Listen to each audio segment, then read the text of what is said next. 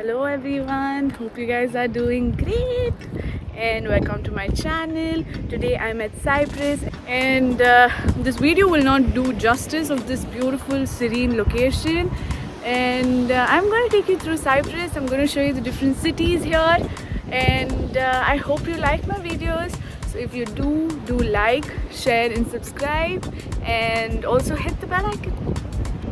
See you in the following videos. To travel to Cyprus, you can use the multiple entry Schengen visa. If you already have this type of visa, you can take advantage of it instead of applying for a Cyprus visa. There are two airports that are commonly chosen by tourists while going to Cyprus. Visitors can choose to fly to either Larnaca International Airport or Paphos International Airport. There are a large number of airlines operating to both these airports.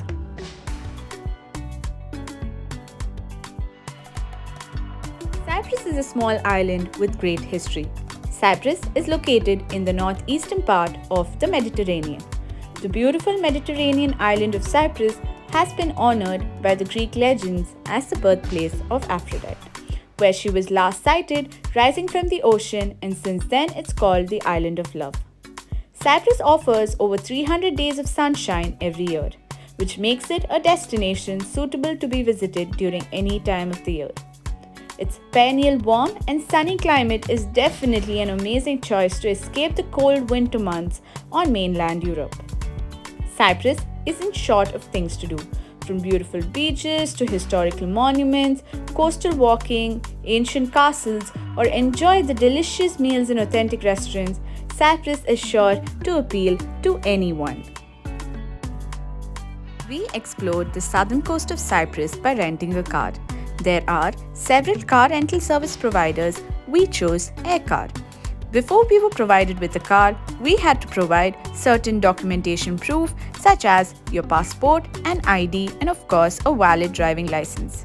A pro tip here, do take a vehicle insurance. You don't want to be paying a huge sum out of your pockets if the car is subjected to any damage. So drive safe. The first city that we explored was Larnaca. It is a port and a coastal city located in the southeastern part of the island. This is one of the most beloved tourist destinations on the island of Cyprus. Some of the attractions to explore here in Larnaca are as follows. The first one is the Finicauda beach. This beach runs right along the waterfront of the Larnaca city centre. This beach has a lovely promenade on the beachfront, which is lined up with a great choice of cafes, restaurants, bars, and beautiful palm trees. The beach is beautiful and well organized with lots of amenities such as beach beds and umbrellas. A stroll along the beach with the Mediterranean Sea gently lapping the shore and the lovely cool breeze which makes the heat a little more bearable is worth the experience. Next up is the Church of Saint Lazarus, which is by far the most well-known of the Larnaca attractions and a spot you really can't miss. It was built in the late 9th century over the tomb of Lazarus of Bethany, who in the New Testament was raised from the dead by Jesus. Step inside and you are treated with a refined and gently lit interiors, which sets the mood of reverence for the place of worship. It's quite a monumental spot for those of Christian faith.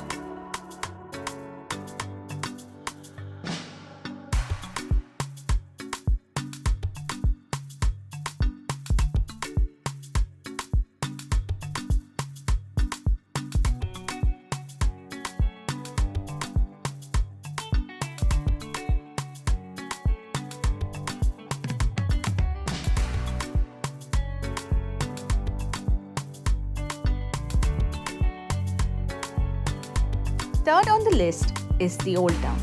To say that there's an Old Town in Larnaca feels quite misleading.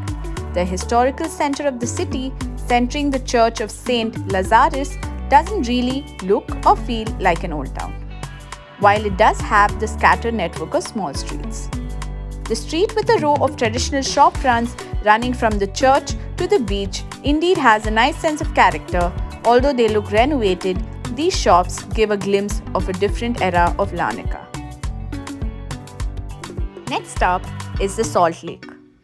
This lake is big and quite remarkable, and roughly around December through to March, you could get to witness flamingos on this lake. You need to drive around the lake to spot them or walk the shore side to get a better view of them.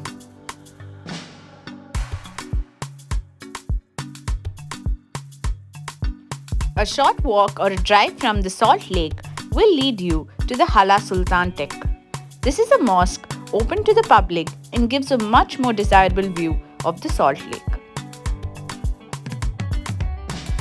The Hala Sultana Tek complex is composed of a mosque, a mausoleum and a minaret, and the architecture is splendid with the lake and the mountain backdrops.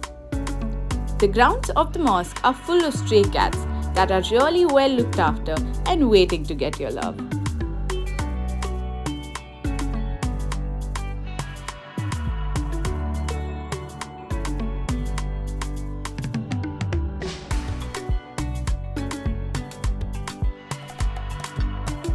The next intriguing city that we visited was Nicosia, also known as Lefkosia, the capital city of Cyprus.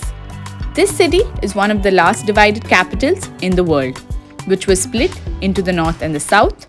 The south is controlled by the Greek Cypriots and the north is controlled by the self-declared Turkish Republic of Northern Cyprus as a separate country which is not approved by any other country in the world.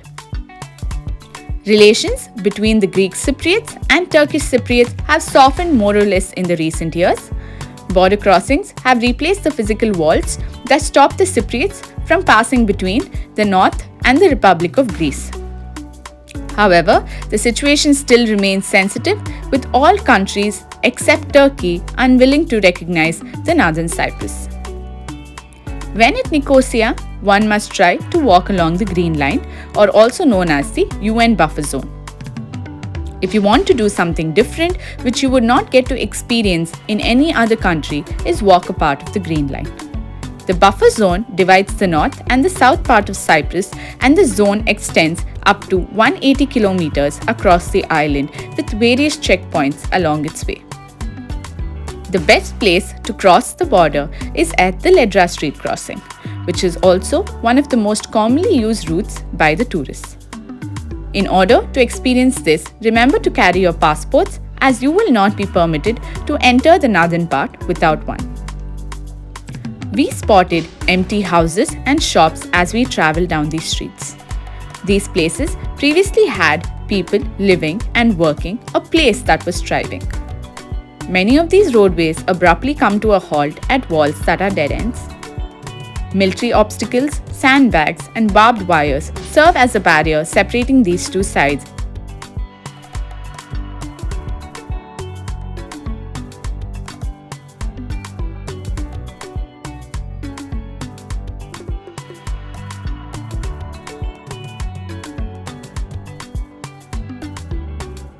Although Cyprus is an independent country, most Greek Cypriots still closely associate themselves with Greece and the Greek flag. Hence, you would get to witness Greek flags throughout the southern part of the island.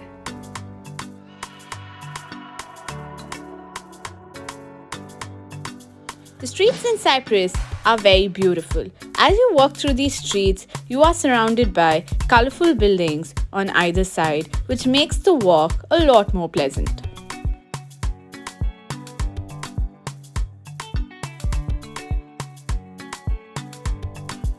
The next city that we visited, or you'd rather call it as an extremely popular tourist destination, is Ayia Napa.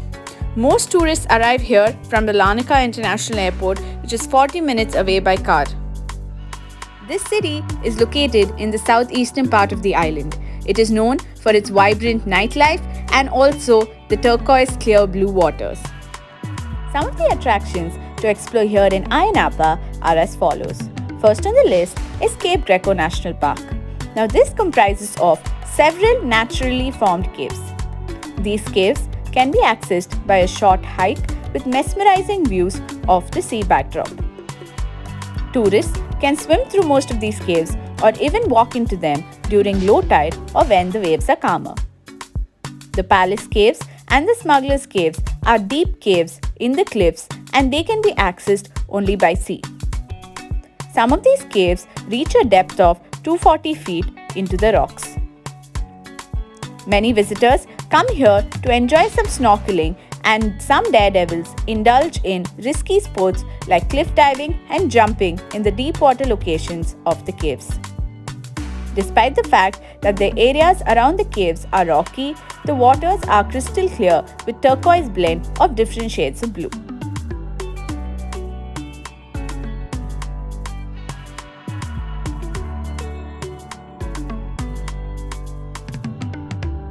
The next destination, which is known for its romantic atmosphere, is the Love Bridge. Now, this bridge is rocky in nature with one edge stretching into the crystal clear turquoise water from an elevated coastal plateau. Now, this bridge is naturally formed without any human intervention.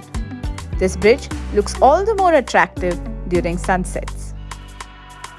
It is also believed that if you kiss while standing in the middle of the bridge arch and make a wish, it will surely come true. Third on the list is another fabulous natural bridge called the Arch of Karacas. Now, this natural bridge is breathtaking. This bridge is popular with both locals and tourists and a famous location for wedding shoots. The formation of this arch was caused by the erosion of the cliff that was facing the waves. But after thousands of years, it has become so thin that it could likely collapse due to its ongoing erosion. It has become an important source of income for the town of Ayia Napa, and they are understandably concerned about the possibility of the collapse and are looking for ways to stabilize the bridge. However, for your own safety, do not attempt to cross the bridge. It is fenced off for a reason. The next location is the Blue Lagoon. It's a wonderful location where you are at harmony with the sea. A nice place to go snorkeling and experience the blue waters. You feel an amazing sense of relaxation as the waves hit the coast, and this location is very picturesque. Next up is this lovely chapel, which is a part of the Cape Greco area in Cyprus. Now, this is located in a remote corner and has stunning views of the sea on both its sides. This chapel is not only known for its beautiful and tranquil surroundings, but also for its cave from which you can enter the cool waters. From this chapel, you can head towards the cave by taking a few steps down the rocks to experience this serene location where you can catch glimpses of the beautiful turquoise waters through the cave, which is very picturesque. Alternatively, many people in boat tours and tourists visiting the chapel in order to experience the thrill plunge into these waters from these cliffs. Although these waters are clear and deep, it is always a good idea to exercise caution when jumping.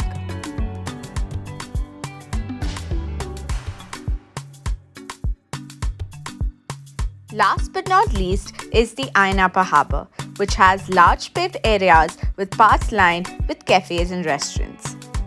The harbour is very beautiful and generally quite peaceful, and is a great place to spend an hour or two just soaking up the atmosphere. This harbour offers spectacular views of fishing boats and newly conceptualized boating experiences for tourists such as submarines, yachts, and pirate ships. The harbour also offers a selection of shops selling beachwear, souvenirs, and clothing.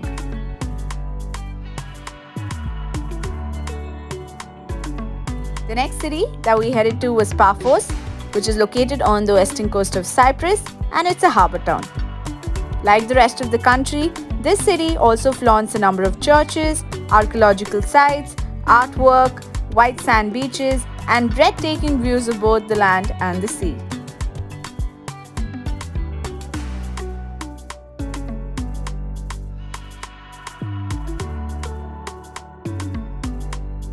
When at Paphos, one must try its local pottery classes.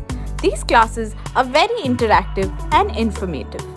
The local potter takes you through a journey where you learn the various steps in pottery and lets you in on the secrets in achieving a perfect pot. The best part of the whole experience is not only will you master the skill of pottery by molding a pot, but you can also take along with you the clay pot as a lovely memory. This place also offers some lovely souvenirs such as magnets, paintings, vases, cutlery and some showpieces which are all made out of clay and available in beautiful colors.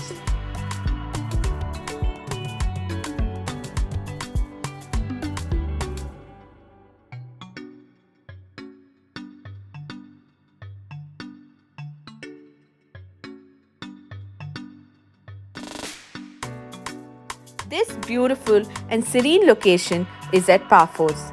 Now this is the birthplace of Aphrodite. This is one of the most beautiful beaches near the city of Paphos.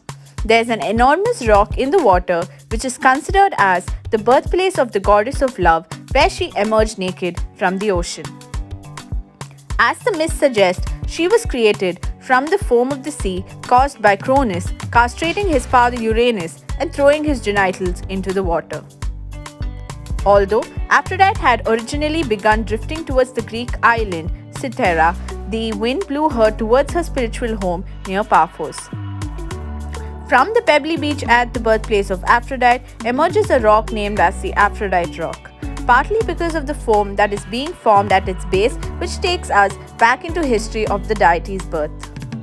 A local story is that anyone who swims around the rock will be blessed with eternal beauty.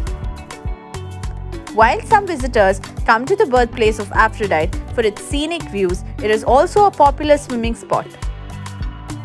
There is a parking lot, some souvenir shops, and a restaurant, as this is one of the utmost romantic spots on the island. This comes to the end of the vlog. I hope you guys enjoyed it. If you did, do like, share, and subscribe. And then see you in the next vlog.